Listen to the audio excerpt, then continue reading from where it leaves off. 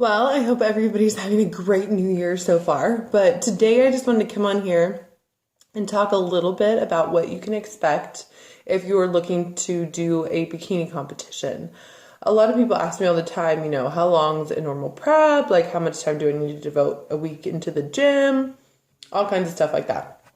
So today I'm going to give you a little bit of information regarding what you can kind of expect when you decide or maybe start looking into a bikini competition. The first thing is you need to make sure you have the time to do it. Obviously, you need to make sure you have enough time you're able to devote into the gym. If I am doing a prep for someone, I usually always have them in the gym 6 days a week. I mean, everybody's different, but for the most part, everybody's usually always in the gym 6 days a week. And workouts in the beginning don't necessarily last as long as they do at the end.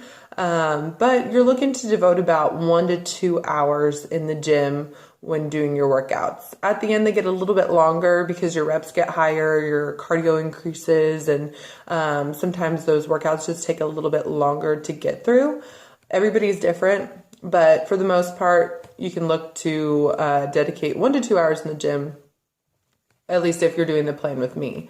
And so far, it seems like I've had a couple different coaches so far, and they've both kind of been about the same as well. So that's a little bit about for time and whatnot. The second thing is you need to make sure that you are prepared. If you're doing a meal plan, you need to make sure you have your meals on hand.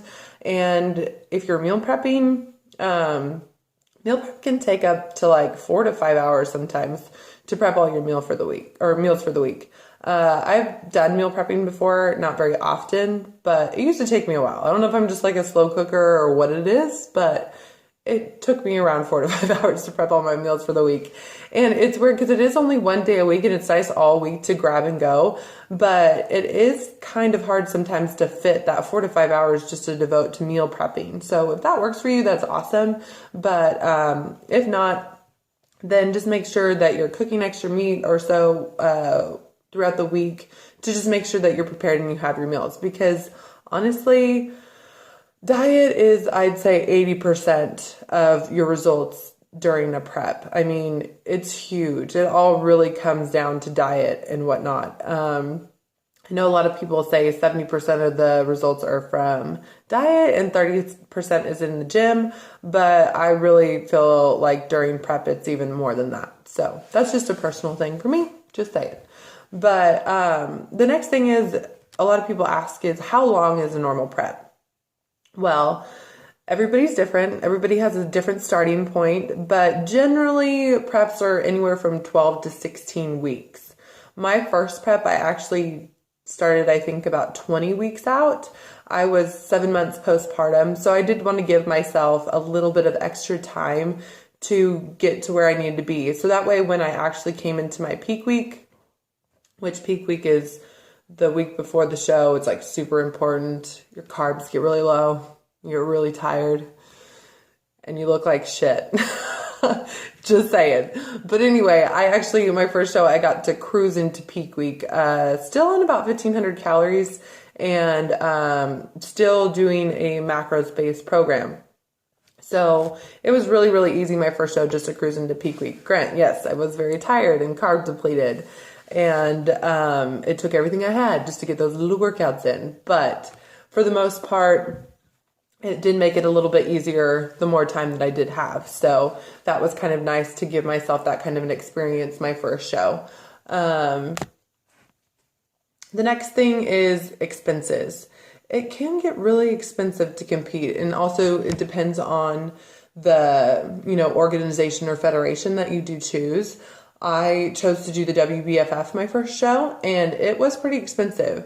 You have to pay for the hair and makeup, your tan, suit, dress, because the WBFF is a little bit more fashion forward in the fitness industry. So they do have more of like a pageant fitness kind of theme to it.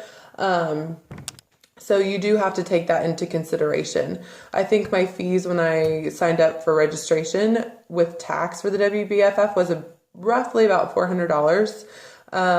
Then, you have to pay for your tan, which is required by the WBFF to use their services. That was, I think, $125, $150 between there. And then you also have to pay for hair and makeup, which was between $250 and $300. They were a little bit different at each show, but for the most part, they were right around there.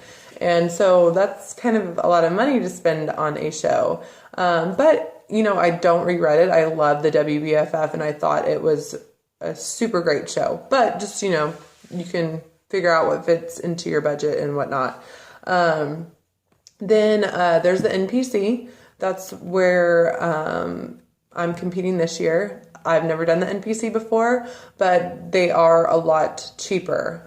You pay an annual membership fee, which I think is about $150 once a year, and then you have to pay your entry fee at each show, which is between $100 to $150. I'm not exactly sure yet. And then, of course, you have to pay for your tan, which is between I think around $125. So, but it is not required by the NPC to get your hair and makeup done by them. So you could do that yourself if you wanted to, which that would save quite a bit of money.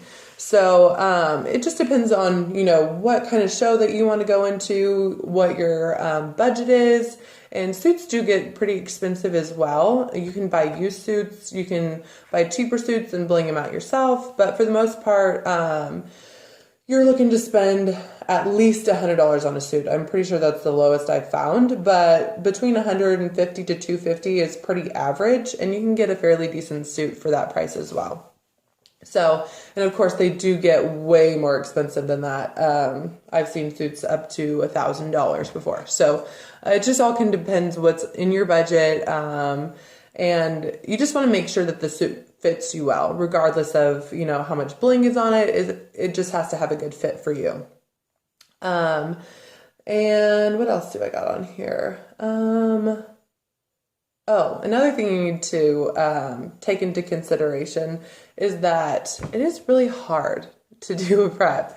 And I mean, not every day you're going to be motivated to go into the gym and kill your workout and stuff like that, because when you're training for 3, 4, 5 months, you're going to have your good days and your bad days, especially when you get carb depleted.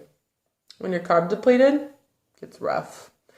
Motivation is not high because you are tired sometimes, but, it is all worth it. It's super awesome to push your body to limits that you really never thought possible. And it is really nice to give yourself, that kind of a goal as well.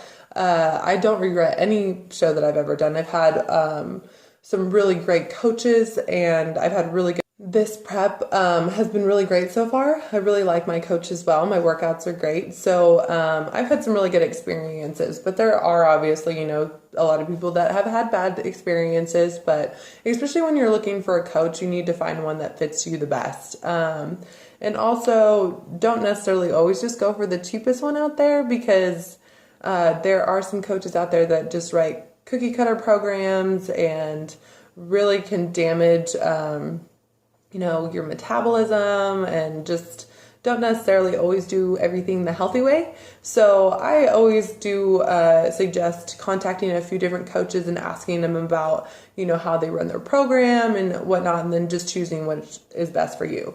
Like I said, I've had 2 different coaches so far, and they've both been awesome, but I have emailed a lot of coaches just to get those 2. So, just pick what's best for you and within your budget. But like I said, don't necessarily always go for the cheapest person out there, because that's not always necessarily a good thing. But for the most part, if you are looking into doing a competition, you just need to make sure that you do have the time and can dedicate yourself to something like that. You can be disciplined.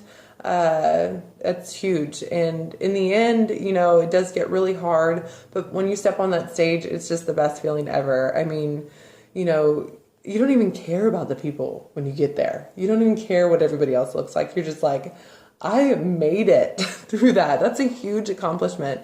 And regardless of what kind of package you bring to the stage, if you make it through an entire prep, you're a champ. Not everybody can say that they've done that. And so, you just need to make sure to give yourself credit and like I said, there's days where you're going to be tired and you don't want to do it, and it's rough. And like I said, when you get carb depleted, you get a little emotional sometimes. But like I said, in the end, most people really end up loving it and want to do another show. And I really highly suggest it because it's a really good way to jumpstart your health and fitness goals. And you really learn so much in the process. So anyway, I hope everybody has a happy new year. Start crushing those 2017 goals.